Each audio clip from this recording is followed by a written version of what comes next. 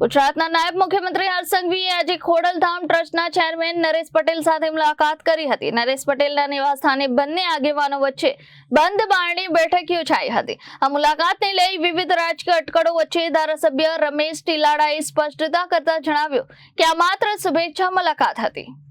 નાયબ મુખ્યમંત્રી હર્ષ સંઘવીએ ખોડલધામ ટ્રસ્ટના ચેરમેન નરેશ પટેલના નિવાસસ્થાને મુલાકાત લીધી હતી। બંને વચ્ચે બંધ બારણી બેઠક યોજાતા રાજકીય વર્તુળોમાં ચર્ચાઓ શરૂ થઈ હતી। જોકે ધારાસભ્ય રમેશ ટીલાડાએ બેઠક અંગે સ્પષ્ટતા કરતા જણાવ્યું કે આ મુલાકાત સંપૂર્ણપણે શુભેચ્છા મુલાકાત હતી અને તેમાં કોઈ રાજકીય ચર્ચા થઈ નથી।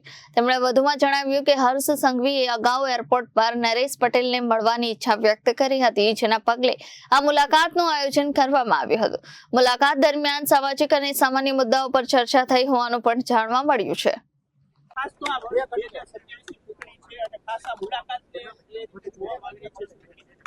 ના આપણા ડેપ્યુટી સીએમ હર્ષભાઈની લાગણી હતી ને ઈચ્છા હતી કે આપણે નરેશભાઈની શુભેચ્છા મુલાકાત લઈ અમારે એરપોર્ટ ઉપર નક્કી થયું એટલે અમે આવ્યા। બાકી તો બીજી કઈ આમાં બેઠકની કોઈ વાત જ નથી। ત્યાર પછી મુલાકાત એટલે ક્યાંક રાજકીય રીતે પણ જોવામાં આવતું હોય છે, સ્વાભાવિક વાત છે। તમે કઈ રીતે હું રાજકીય રીતે કઈ આને જોતો નથી।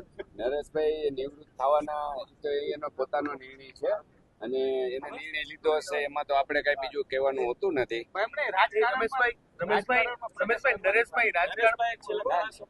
રાજકારણમાં પ્રવેશ કરવાની તો ના પાડે છે।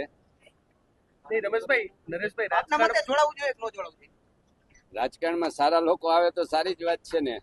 હું પણ એમાં એ જ રીતે આવ્યો છું ને। નરેશભાઈ રાજકારણમાં ન હોવા છતાં તેમની તમામ જે મુલાકાતો હોય, ગતિવિધિઓ તે રાજકીય રીતે ક્યાંક ને ક્યાંક જોવાતી હોય છે। આ મુલાકાતને તમે કઈ રીતે જોઈ રહ્યા છો? શુભેચ્છા મુલાકાત ને રાજકીય મુલાકાત કહી જ ન શકાય ને।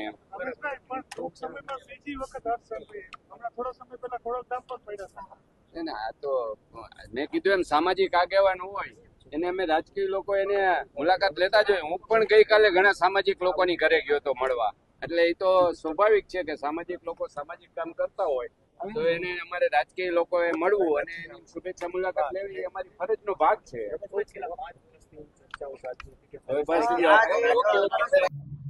Bureau report Janadesh news Surat.